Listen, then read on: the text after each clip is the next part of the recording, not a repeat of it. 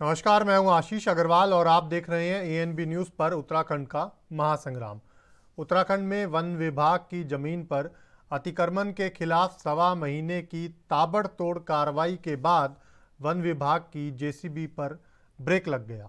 अचानक अभियान के इस तरह थम जाने को लेकर सवाल उठ रहे हैं। बता दें कि सीएम धामी ने वन विभाग के अधिकारियों को सख्त निर्देश दिए थे कि जहां भी सरकारी जमीनों पर कब्जा किया गया है उसे कब्जा मुक्त बनाया जाए। खासकर वन विभाग की वे जमीनें जहां लोगों ने अवैध धार्मिक स्थलों का निर्माण किया है। लेकिन इस अभियान को ठंडा पड़ता देख सीएम धामी अधिकारियों पर गर्म हो गए, जिसके बाद मुख्यमंत्री धामी को पूछना पड़ा कि अभियान ढीला क्यों पड़ गया। देखिए खास रिपोर्ट।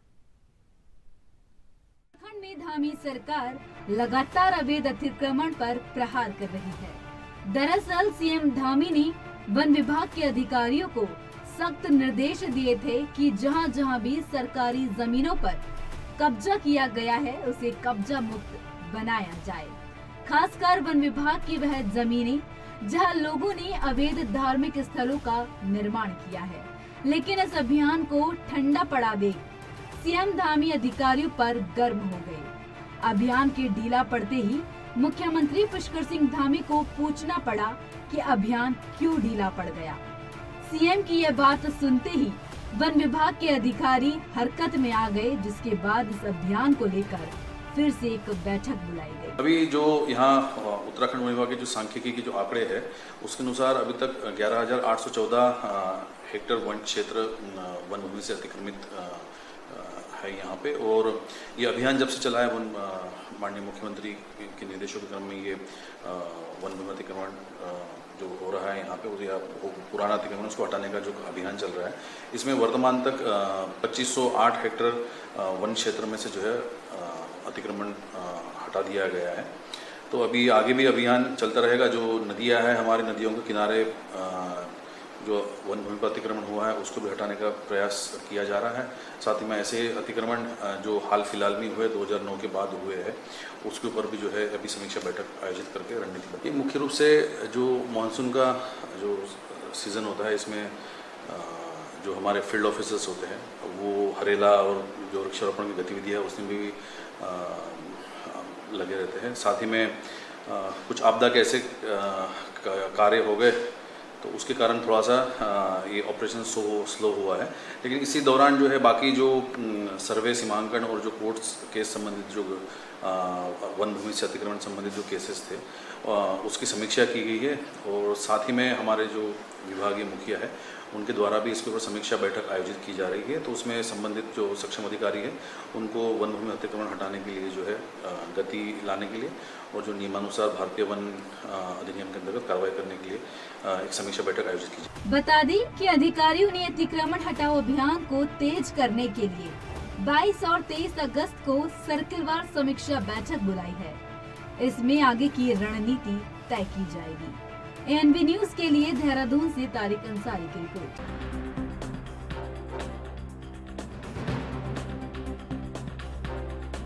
बता दें कि उत्तराखंड में वन विभाग की जमीन पर अतिक्रमण के खिलाफ सवा महीने की ताबड़तोड़ कार्रवाई के बाद वन विभाग की जेसीबी पर ब्रेक लग गया है। अचानक इस अभियान के थम जाने को लेकर सवाल उठ रहे हैं। मुख्यमंत्री पुष्कर सिंह धामी ने भी इसको लेकर नाराजगी व्यक्त की है।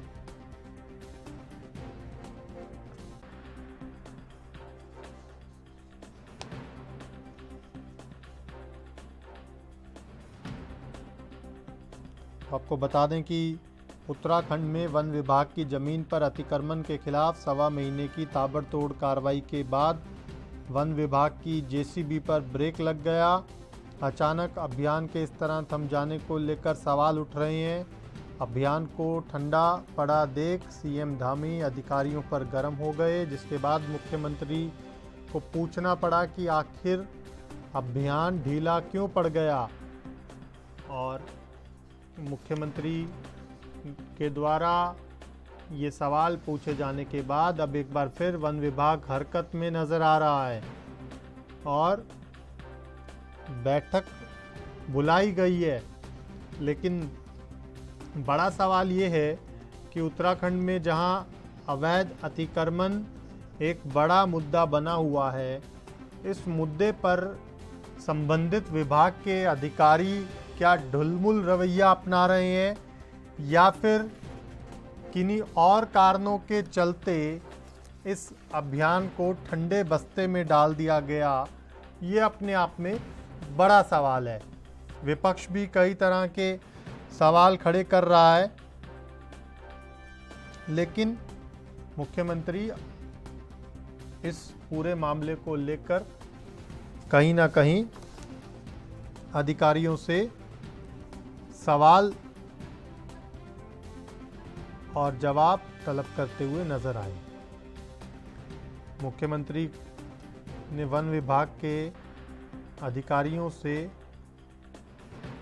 जवाब तलब किया कि आखिर अभियान ढीला क्यों पड़ गया, जिसके बाद विभाग के अधिकारियों की एक बैठक बुलाई गई है ताकि इस अभियान को एक बार फिर से गति दी जा सके। लेकिन बड़ा सवाल ये है कि आखिर वन विभाग की जेसीबी पर ब्रेक क्यों लगा। उत्तराखंड में कहीं ना कहीं अवैध अतिक्रमण एक बड़ा मुद्दा बना हुआ है। इस अवैध अतिक्रमण के खिलाफ मुख्यमंत्री और सरकार लगातार कार्रवाई करने के दावे कर रही है, मगर धरातल पर स्थिति क्या है ये अभी चर्चा का विषय है। इसी बड़े मुद्दे पर आज चर्चा करेंगे कि दरअसल उत्तराखंड में अवैध अतिक्रमण पूरी तरह से क्यों ख़त्म नहीं हो पा रहा है और क्या कारण है कि सरकार या खुद मुख्यमंत्री ने जब आदेश दे दिए कार्रवाई के, अभियान चलाकर ऐसे अतिक्रमणों को चिन्हित कर उनके विरुद्ध कार्रवाई करने के, तो फिर क्यों इस अभियान को ढील दी गई या ढीला छोड़ दिया गया, ये अपने आप में कई तरह के सवाल खड़े करने वाला है।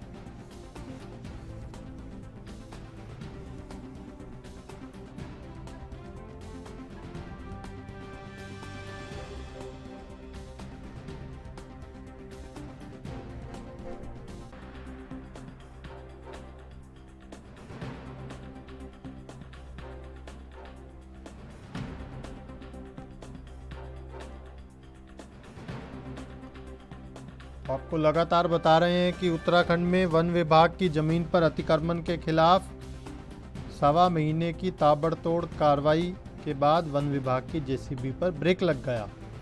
पहले विभाग के द्वारा करीब 1.25 महीने तक तेजी के साथ ताबड़तोड़ कार्रवाइयाँ की गई, लेकिन अब जब अचानक ब्रेक लग गया विभाग की जेसीबी पर ही, तो सवाल खड़े हो रहे हैं कि आखिर जो अभियान उत्तराखंड में अवैध अतिक्रमणों के खिलाफ चलाया गया था वो ढीला क्यों पड़ गया। अचानक अभियान के इस तरह थम जाने को लेकर कई तरह के सियासी सवाल भी उठ रहे हैं। दरअसल आपको बता दें कि सीएम धामी ने वन विभाग के अधिकारियों को निर्देश दिए थे कि जहां जहां भी सरकारी ज़मीनों पर कब्जा है उसे कब्जा मुक्त कराया जाए, और साथ ही साथ वन विभाग की जिन जमीनों पर अवैध धार्मिक स्थलों का निर्माण है वहां पर भी एक्शन लिया जाए।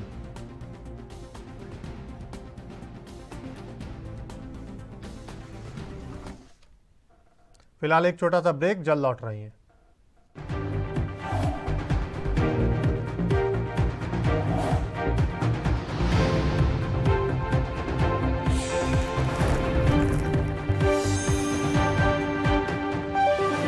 ब्रेक के बाद स्वागत है आपका। तो आपको बता दें कि उत्तराखंड में जो अवैध अतिक्रमण है उसको लेकर लगातार सरकार की ओर से एक्शन के निर्देश दिए गए हैं, लेकिन वन विभाग के द्वारा जो अभियान चलाया गया था वो ठंडा पड़ता हुआ नजर आ रहा है। और इसी को लेकर मुख्यमंत्री पुष्कर सिंह धामी ने जवाब भी तलब किया है कि आखिर ये अभियान ढीला क्यों पड़ गया। इसी बड़े मुद्दे पर चर्चा की शुरुआत करेंगे। दो खास मेहमान हमारे साथ जुड़ रहे हैं, संजीव वर्मा, प्रदेश प्रवक्ता बीजेपी, और साथ ही साथ डॉक्टर मयंक भट्ट, प्रदेश सचिव उत्तराखंड कांग्रेस, हमारे साथ जुड़े हुए हैं। बहुत स्वागत है आप दोनों का।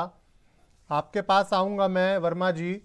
सबसे पहले मैं जानना चाहूँगा कि दरअसल एक और जब मुख्यमंत्री खुद चाह रहे हैं कि ऐसे अवैध अतिक्रमणों के खिलाफ कार्रवाई हो, तो ये अभियान क्यों ठंडा पड़ता हुआ नजर आ रहा है? आखिर ये अभियान जो ठंडा पड़ा उसके पीछे की वजह क्या है?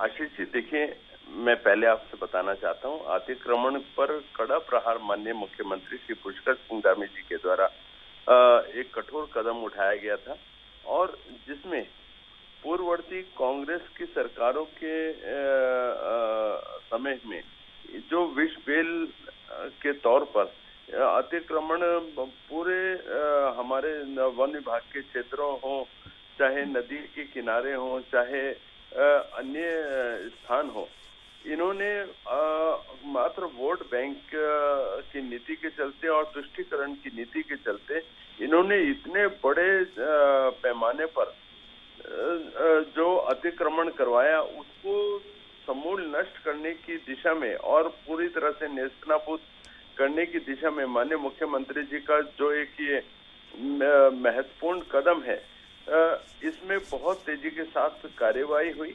इसमें 11,000 हेक्टेयर वन भूमि के ऊपर अतिक्रमण था जी, जिसमें 3,000 हेक्टेयर भूमि को पूरी तरह से अतिक्रमण मुक्त कराया गया। 465 मज़ारों को पूरी तरह से ध्वस्त किया गया।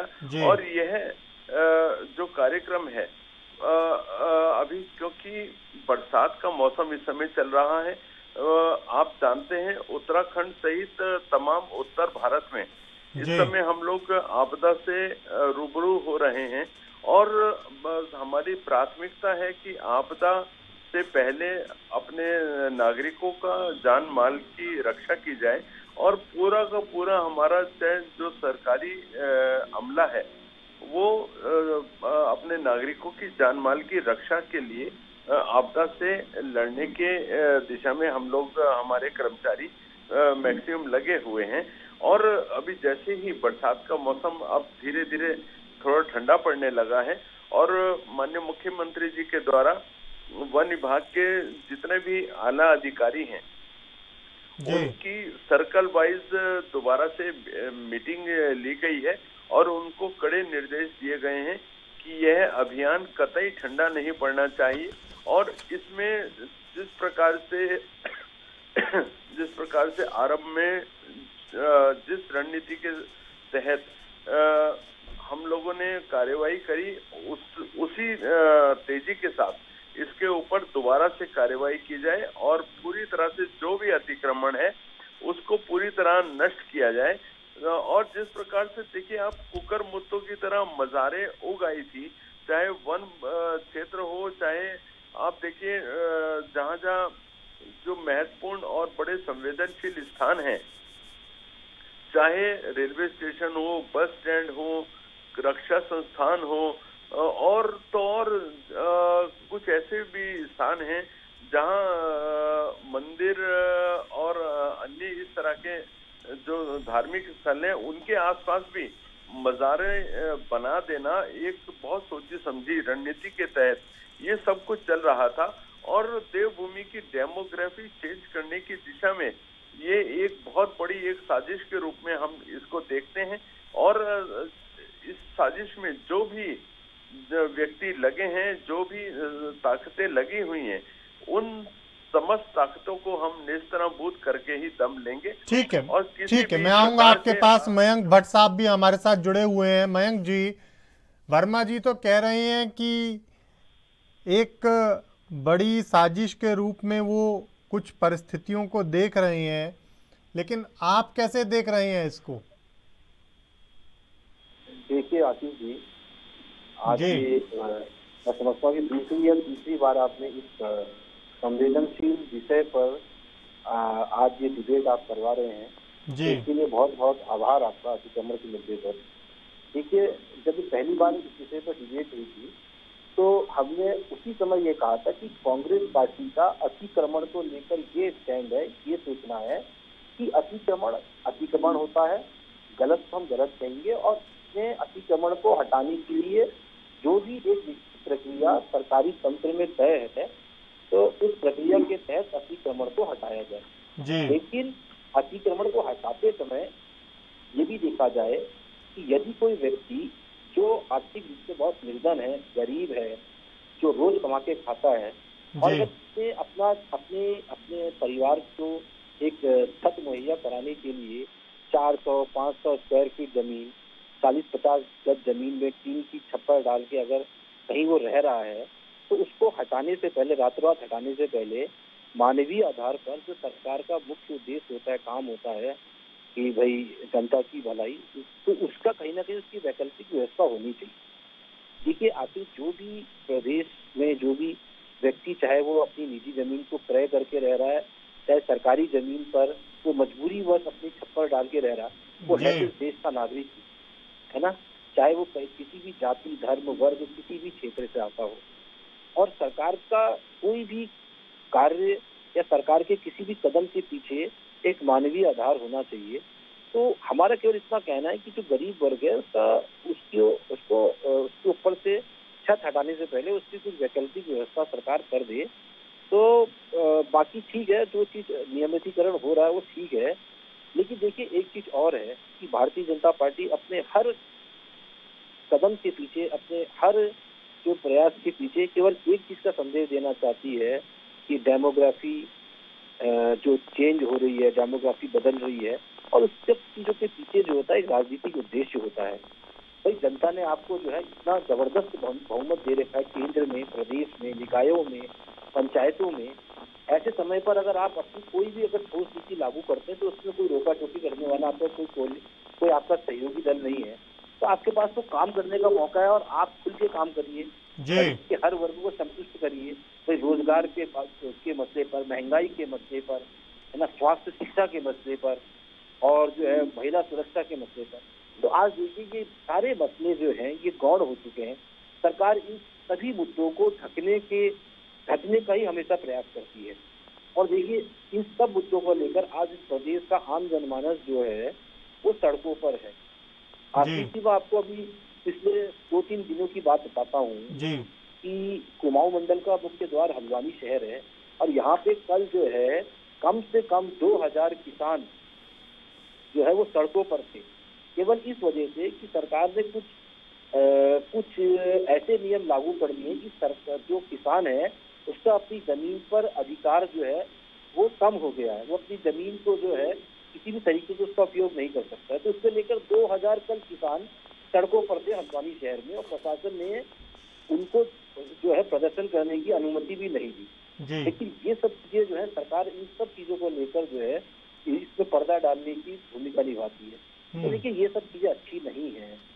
किसान आपका सड़कों पर है, युवा बेरोजगार सड़कों पर है, महिलाएं जो है असुरक्षित महसूस कर रही हैं।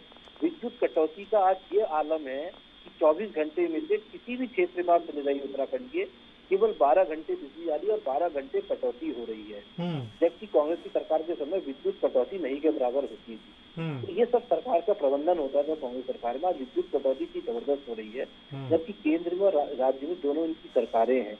तो उस विद्युत कटौती की वजह से लोगों का रहन सहन के साथ साथ जो उद्योग प्रभावित हो रहे हैं, व्यापार प्रभावित हो रहा है, सब कुछ है। ठीक है, मैं आऊंगा आपके पास। वर्मा जी से एक बार जवाब ले लेते हैं। वर्मा जी, जवाब दे दीजिए। भट्ट साहब कई सवाल उठा रहे हैं और कह रहे हैं कि खुलकर आप काम कर सकते हैं, किसने रोका है, तो दिक्कत कहाँ आ रही है?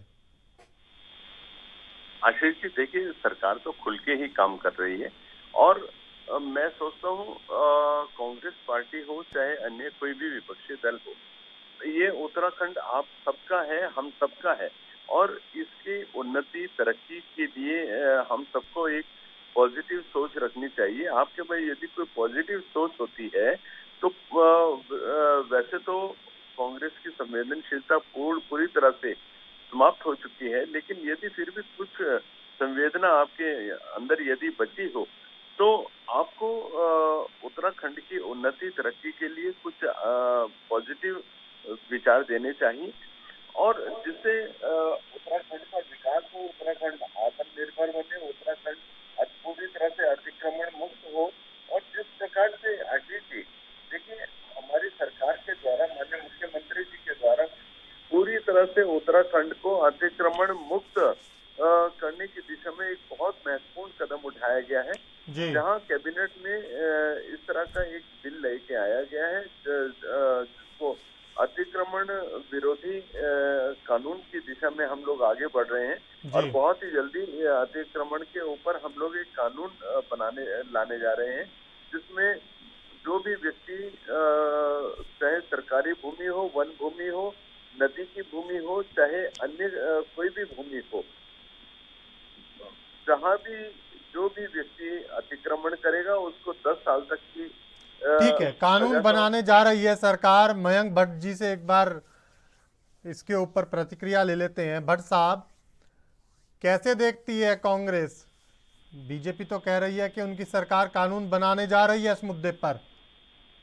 देखिए अग्रवाल जी, आज जो भारतीय जनता पार्टी की सरकार है जी, इसको जिस तरीके से लोगों ने खुल के समर्थन करके इनकी सरकार बनाई और इसके बाद जिस तरीके से सरकार में बैठे हुए लोगों का हमेशा जन विरोधी रवैया रहा और जिस तरीके से ये यहाँ की उत्तराखंड की जनमानस की जो मांगों को लगातार जो है दबाते हुए चली आ रही है, तो विभिन्न वर्गों की मांगी थी, चाहे युवाओं की थी, चाहे किसी भी वर्ग की थी, तो आज जो है प्रदेश के जनमानस का सरकार की किसी भी कथन के ऊपर कोई विश्वास नहीं रही।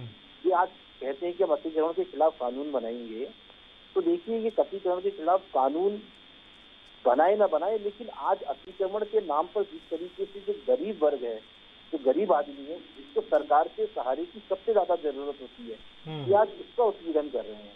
तो ये कहते हैं कि जो गरीब व्यक्ति है वो सबसे बड़ा अपराधी है, क्योंकि उसने जो है केवल कुछ गज जमीन सरकार की जो है इसमें एक अस्थायी निर्माण कर लिया और अपने परिवार का जो है परिवार को उसमें रख रहा है।